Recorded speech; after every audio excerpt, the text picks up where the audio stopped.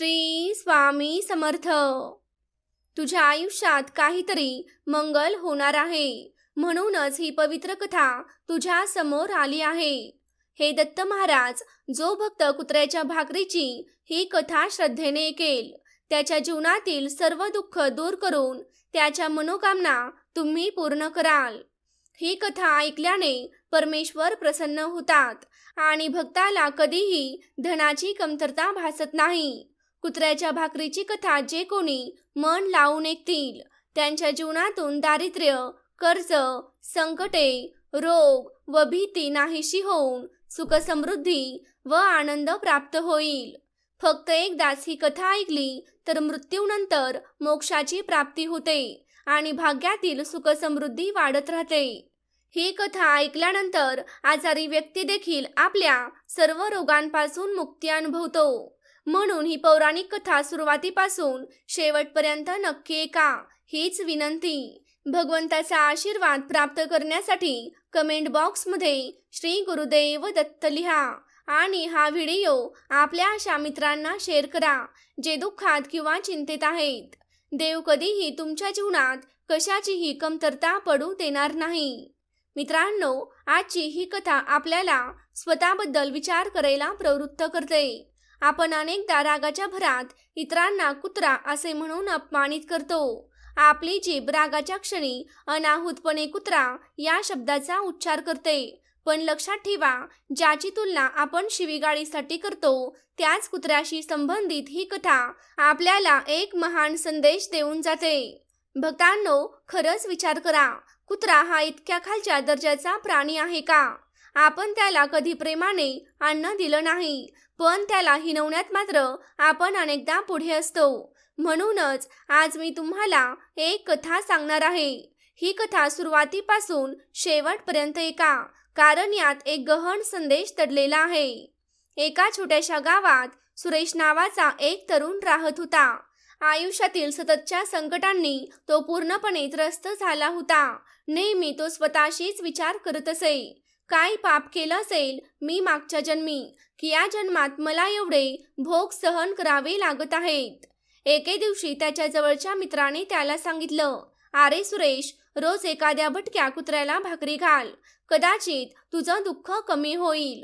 पण दुर्दैवाने सुरेश इतका जीवनाला कंटाळलेला होता की त्याला काही करण्याची इच्छाच उरली नव्हती. दरम्यान त्याला गावापासून थोड्या अंतरावर राहणाऱ्या एका महात्म्यांविषयी समजलं.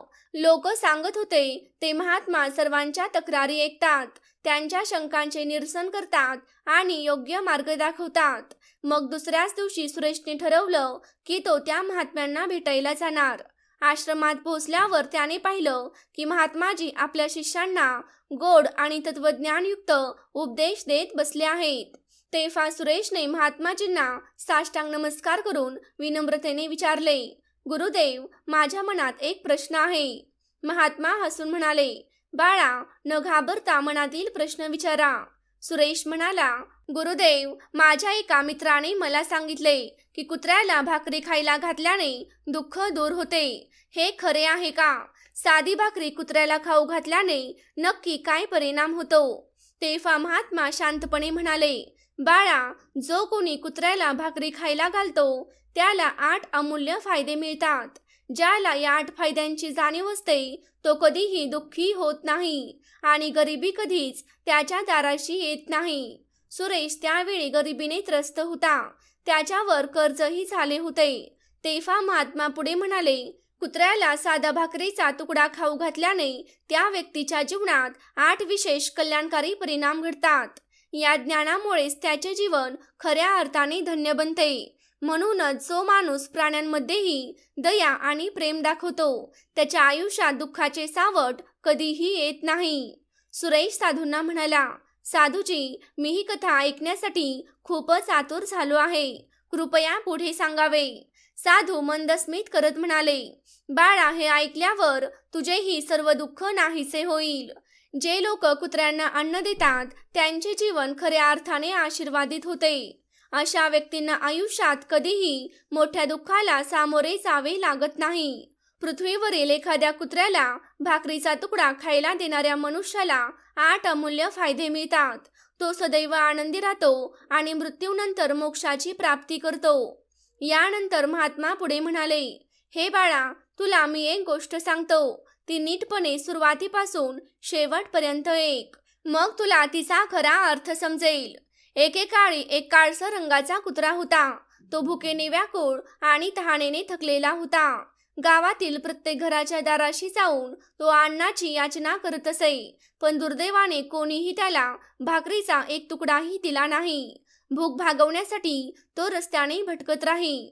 अखेर एका दिवशी तो गावाबाहेर नदीकिनारी असलेल्या एका ऋषींच्या आश्रमात पोहोचला. तिथे जाऊन त्याने ऋषींना विनंती केली, हे मुनिवर, तुम्ही महान विद्वान आणि ज्ञानी आहात, हे मला ठाऊक आहे. म्हणूनच मी माझ्या रिकाम्या पोटी तहानलेल्या घशाने तुमच्याकडे आलो आहे. कृपया मला भाकरीचा तुकडा द्या किंवा माझी भूक भागेल असे काही खायला द्या. तेव्हा त्या भिक्षूंनी मोठ्या मायेने त्या कुत्र्याला पाणी आणि थोडं अन्न दिलं आणि त्याला शांत केलं. मग त्यांनी हळुवारपणे विचारलं, हे श्वान, तुला गावात कुणीही भाकरीचा तुकडा सुद्धा दिला नाही का? जेवढं मिळालं असतं तेवढं खाऊन तुझी भूक भागली असती ना? तेव्हा तो कुत्रा सुस्कारा टाकत म्हणाला, हे मुनिवर, मी काय सांगू तुम्हाला? माझं बोलणं ऐकलं तर तुम्ही विश्वास ठेवणार नाहीत. भिक्षूने मायेने उत्तर दिलं, नाही रे, मी तुझ्यावर नक्कीच विश्वास ठेवेन. तुझा आवाजच मला दुःखी वाटतो आहे. सांग, काय आहे तुझ्या मनात? मग कुत्रा म्हणाला, ठीक आहे, तर मी तुम्हाला माझा भूतकाळ सांगतो. आणि मग तो कुत्रा हळूहळू आपली कहाणी उलगडू लागला. हे मुनिवर, या जगातल्या लोकांनी आम्हांवर थोडीशी दया दाखवावी एवढंच मला वाटतं. आमच्याकडे राहायला घर नाही, आसरा नाही, उपजीविकेचं काही ज्ञान नाही.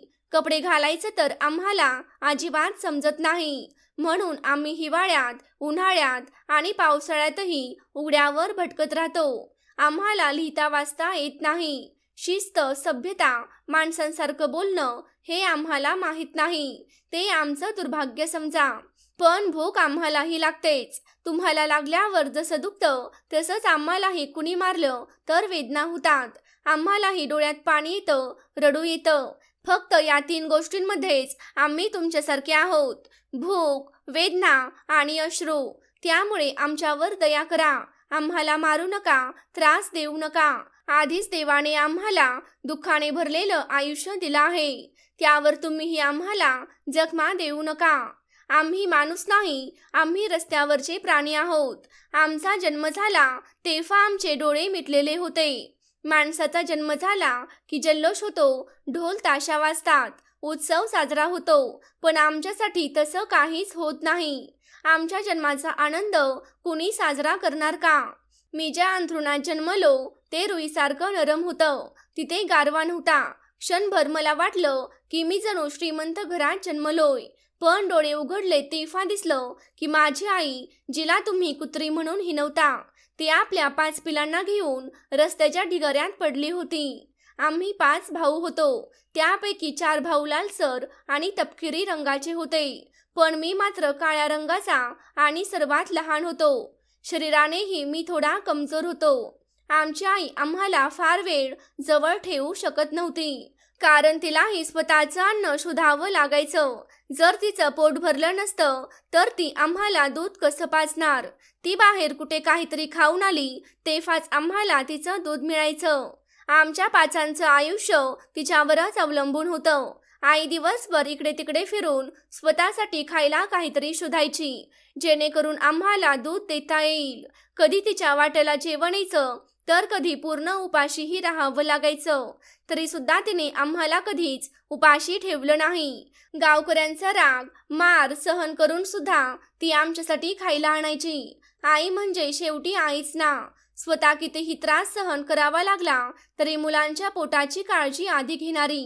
रात्री मात्र तिची दुसरी जबाबदारी असे, ती संपूर्ण गावाचं रक्षण करायची. एखाद्या अनोळखी माणसाला चुकीच्या हेतूने गावात यायची हिंमतच व्हायची नाही, कारण आमची आई पहारा देत असे. तिच्या धाकामुळे शेजारच्या गावातील कुत्रीही आमच्या गावात येण्याचं टाळायची. शेतातील उभं पीक खायला एखादं जनावर आलं तर आमची आई भुंकत धावत जाऊन त्याला पळवून लावायची. त्यामुळे शेतकऱ्यांचं नुकसान टळायचं आणि गावकऱ्यांचा फायदा व्हायचा. गावातील लोकांसाठी आमची आई खूप काही करूनही तिला कधीच त्यांच्या घरातून अन्न मिळत नसे. उलट जर कधी चुकून ती त्यांच्या दारात गेली तर तिला हाकलून द्यायचे, मारून पळवून लावायचे. एखाद्या वेळी भुकेपोटी आईने चुकून कुणाच्या घरातील काही खाल्लं तर तिला काठ्यांनी दगडांनी मारहाण व्हायची. भुकीच्या जाळ्याने त्रस्त होऊन ती बिचारी रडत रडत एका कोपऱ्यात बसून राहायची. कुत्रा साधूंना सांगत होता, हे मुनिवर, आम्हालाही तुमच्यासारखंच भूक लागायची. त्यात आमच्या आईला आमच्या 5 भावांची काळजी देखील होती. ती आई होती ना, म्हणून आपल्या पोटाची जळजळ सहन करूनही आमच्यासाठी अन्न शोधत राहायची. गावकऱ्यांच्या मनात तिच्याबद्दल दया तर दूर, उलट क्रूरता होती. जेव्हा आमची आई दारोदार भाकरी मागायला जायची तेव्हा लोक तिच्यावर दगड फेकायचे, तिला हुसकावून लावायचे. शेवटी आमच्यासाठी ती गावोगावी हिंडत राहायची. जे मिळेल ते आणून आम्हाला दूध पाजून शांत करायची. पण अनेकदा भुकेने विवश होऊन आईने एखादं खाण्याचं सामान पळवलं तर लोक तिच्या मागे लाठ्याकाट्या घेऊन धावत. काही निर्दयी तर तिला घरात कोंडून मारहाणही करत. दिवसेंदिवस मार खात आमच्या आईची अवस्था फारच वाईट होत चालली होती. मग कुत्रा भिक्षूंना म्हणतो, हे मुनिवर, आमच्या आईचं काय चुकलं? तिनं फक्त पोटाची भूक भागवण्यासाठी आणि आपल्या लेकरांना वाचवण्यासाठी जेवणाची चोरी केली. आम्हालाही चोरी करायला अजिबात आवडत नाही, पण काही निर्दयी लोक आम्हाला तसं करायला भाग पाडतात. तो पुढे म्हणाला, एका दिवसाची गोष्ट आहे. एकदा खूप जोराचा पाऊस पडत होता. सगळीकडे गारवा आणि थंडीचं साम्राज्य पसरलं होतं. त्या कडाक्याच्या थंडीमध्ये माझे 3 भाऊ थरथर कापून मरण पावले. त्या दिवशी आमची आई हुंदके देत रडली, पण तिचं दुःख कोणत्याही मनुष्याला समजलं नाही. समजणार तरी कसं? ती मुलं माणसांची थोडी होती. त्यानंतर आम्ही फक्त 2 भाऊ उरलो. आमच्या आईनं आमच्यावर खूप माया केली, काळजी घेतली. पण एक दिवस गावातल्या एका श्रीमंत शेठाच्या घरी मोठा समारंभ चालू होता. तिथे अनेक प्रकारच्या मिठाया बनत होत्या आणि बरेच पाहुणे ये जा करत होते. आई वारंवार तिकडे जायची, काहीतरी मिळेल या आशेने, पण लोक तिला हुसकावून लावायचे. त्यांच्या मनात इतकेही करुणा नव्हती की भुकेल्या जनावराला थोडं अन्न देऊन पुण्य कमवावं. माझ्या आईकडे कुणीही दया दाखवली नाही. एक भाकरी दिली असती तर त्यांचं काय बिघडलं असतं, पण त्या स्वार्थी लोकांना हे कधीच कळलं नाही. तरीही माझी आई आपल्या लेकरांसाठी काळजी करत होती. उपाशीपोटी रडणाऱ्या मुलांना काहीतरी मिळावं म्हणून ती वारंवार त्या खाण्याच्या ठिकाणी जाऊन थांबू लागली. शेटजींच्या अंगणात लोक जेवायला बसले होते. वाढपी लोकांना अन्न वाढत होते. तेवढ्यात अन्न वाढणारा माणूस काही आणायला थोडं दूर गेला. त्या क्षणी माझी आई धाडस करून तिकडे गेली आणि एक भाकरी उचलण्याचा प्रयत्न केला. तिचं तोंड फक्त त्या भाकरीला स्पर्शलं होतं. इतक्यात तिला कोणीतरी पाहिलं. तो माणूस मोठ्याने ओरडला आणि क्षणात गोंधळ उडाला. आसपासचे लोक काठ्या उचलून आईला मारायला धावत सुटले. आई घाबरून इकडे तिकडे पळू लागली, पण समोरूनही लोक तिच्यावर हल्ला करण्यासाठी येत होते. आईला कोणाला मारायचं नव्हतं. ती फक्त लेकरांसाठी भाकरी घेण्याचा प्रयत्न करत होती. पण जमलेल्या माणसांच्या रागाने ती घाबरली आणि पंक्तीत बसलेल्या जेवणाऱ्यांच्या रांगा ओलांडून जीवाच्या आकांताने पळून गेली. दरम्यान जेवायला बसलेले लोकही उठून उभे राहिले. सगळ्यांनी एकच आवाज केला, या अन्नाला कुत्रीचा स्पर्श झाला आहे. आता हे आम्ही खाणार नाही. क्षणात लोकांमध्ये कुजबूज सुरू झाली. शेटजींपर्यंत ही बातमी पोहोचली आणि ते चिंतेने व्याकुळ झाले. हळूहळू त्यांचे डोळे पाणावले आणि ते जोरजोराने रडू लागले. आता या प्रकरणाचं काय करायचं, असा प्रश्न प्रत्येकाच्या मनात फिरू लागला. काही लोक म्हणत होते, फक्त एका कुत्रीने जेवण ओलांडलं म्हणून ते अन्न खराब कसं होणार?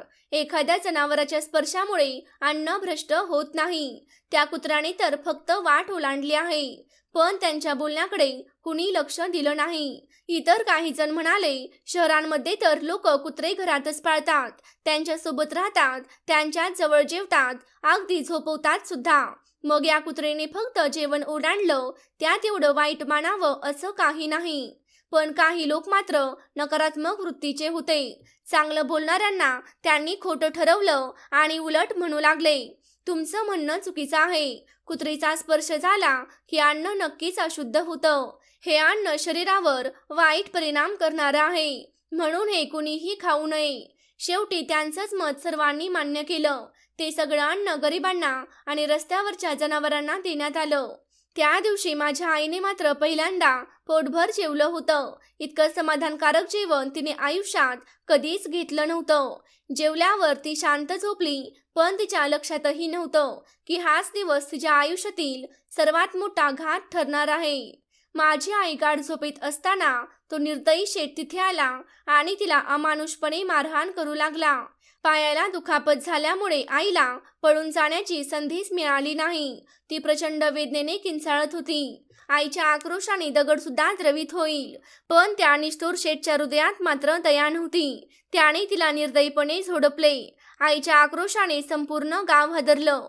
शेवटी काही गावकरी धावत आले आणि त्याला समजावत म्हणाले, शेठजी, भुकेमुळे माणसाची ही बुद्धी फिरते, मग ही तर जनावर आहे. तिला चांगलं वाईट समजण्याची ताकद कुठून येणार? आता तिच्यावर इतका क्रूरपणा करून तुम्हाला काय मिळणार? जे नशिबात होतं ते घडलं आहे. आता हा विषय इथेच थांबू द्या. गावकऱ्यांच्या या बोलण्याने शेठ शांत झाला आणि त्याने मारहाण थांबवली. आई मात्र मार खाल्ल्याने अत्यंत वेदनेत लंगडत लंगडत आमच्याकडे आली. तिने सगळा प्रसंग आम्हाला सांगितला. हे ऐकून आमच्या मनात एकच विचार आला, कुत्र्यांचं आयुष्य किती हालकल्लोळाने भरलेलं आहे. फक्त एका चोरी केलेल्या भाकरीसाठी एवढी भीषण मारहाण सहन करावी लागते. ज्यांना स्वतःच्या वेदना जाणवत नाहीत ते आमच्यासारख्या मुख्य जीवांच्या आक्रोशाला कसं समजून घेणार? त्यांना हे कळत नाही की अशा जीवांच्या आत्म्याला दिलासा दिला तर त्यातून परमेश्वरही प्रसन्न होतो. साधू, अजून एक दिवसाची गोष्ट आहे. त्या गावाबाहेर एक ब्राह्मण येऊन थांबला होता. त्याने आपल्या जेवणासाठी एका जागी चूल केली आणि त्यावर डाळ ठेवली. मग बाजूलाच त्याने थोडं पीठ मळायला ठेवलं आणि जवळच्या विहिरीवर पाणी आणण्यासाठी गेला. ते फास कुठून तरी माझी आई भटकत तिथे पोहोचली. तिला ते पीठ दिसलं.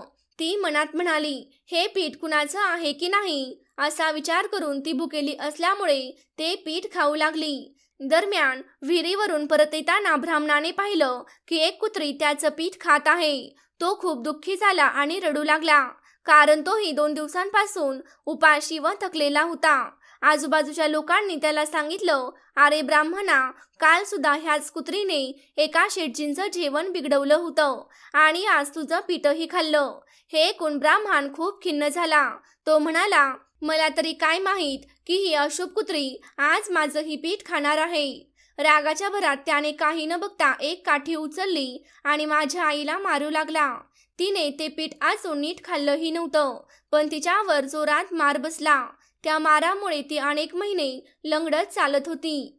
त्या दिवशी मला समजलं, माणूस किती क्रूर असतो. आम्ही त्यांचं काम करतो, त्यांचं रक्षण करतो, तरी सुद्धा तो आमचं दुःख कधीच समजू शकत नाही.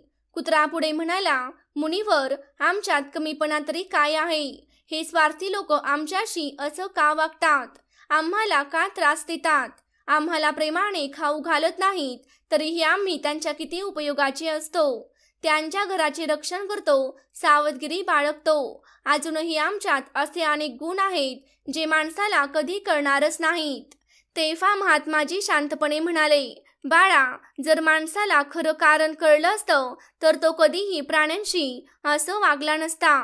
कुत्र्याला भाकरी खाऊ घालण्याचे किती फायदे आहेत हे जर मनुष्याला समजलं तर तो रोजच्या रोज कुत्र्याला भाकर न चुकता दिली असती. आज मी तुम्हाला सांगतो, कुत्र्याला भाकरी खायला घालण्याचे 8 गुप्त फायदे आहेत जे सामान्य माणसालाही माहीत नाहीत. महात्माजी पुढे म्हणाले, जेव्हा घरी भाकरी बनते तेव्हा पहिली भाकर गायीची आणि शेवटची भाकर कुत्र्याची असते. हेच देवाने ठरवलेलं विधान आहे. पण आजचा माणूस हा नियम विसरला आहे. तो स्वतःच पहिली आणि शेवटची भाकर खाऊन टाकतो. त्यानंतर त्यांनी सांगितलं, कुत्र्याला भाकरी खायला घातल्याने शनीचा नकारात्मक प्रभाव कमी होतो. कारण जेव्हा शनीची वाईट दशा एखाद्यावर येते तेव्हा त्या व्यक्तीचं आयुष्य उद्ध्वस्त होऊ लागतं. महादशा सुरू झाली की केलेलं काम विफल होऊ लागतं आर्थिक संकट डोकं वर काढतात.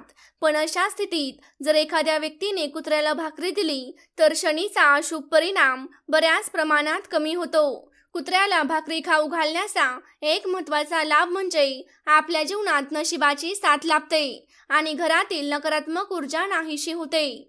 दुसरा फायदा असा की कुत्र्याला भाकरी खायला दिल्याने महालक्ष्मी प्रसन्न होते आणि घरात धनधान्याची कमतरता कधीच भासत नाही. तिसरा मोठा फायदा म्हणजे अशा सत्कर्मामुळे तुमच्यावरचे कर्ज कमी होऊ लागते आणि हळूहळू कर्जमुक्ती मिळते. त्याचबरोबर आरोग्य सुधारते, मन प्रसन्न राहते आणि देव नेहमीच दयाळू होऊन कृपा करतो. जीवनात संकट येत असताना किंवा अचानक एखादा अपघात किंवा मृत्यू झाल्यास कुत्र्याला भाकरी खाऊ घालणे अत्यंत शुभ मानले जाते. दररोज एक भाकरी कुत्र्याला दिल्यास आपत्तीपासून संरक्षण मिळते आणि अकाल मृत्यूचा धोका दूर होतो. अशा प्रकारे महात्माजींनी सुरेशला कुत्र्याला भाकरी खाऊ घालण्याचे 8 महत्त्वाचे फायदे समजावून सांगितले. सुरेशनेही उपदेश मनावर घेतले आणि तसेच आचरण केले. त्यानंतर त्याच्या जीवनात एकापेक्षा एक चमत्कार घडत गेले. तर भक्तांनो, तुम्हाला आजची कहाणी कशी वाटली हे आम्हाला कमेंट करून नक्की सांगा. जर तुम्हाला आजची कहाणी आवडली असल्यास कमेंट बॉक्समध्ये लिहा. श्री गुरुदेव दत्त.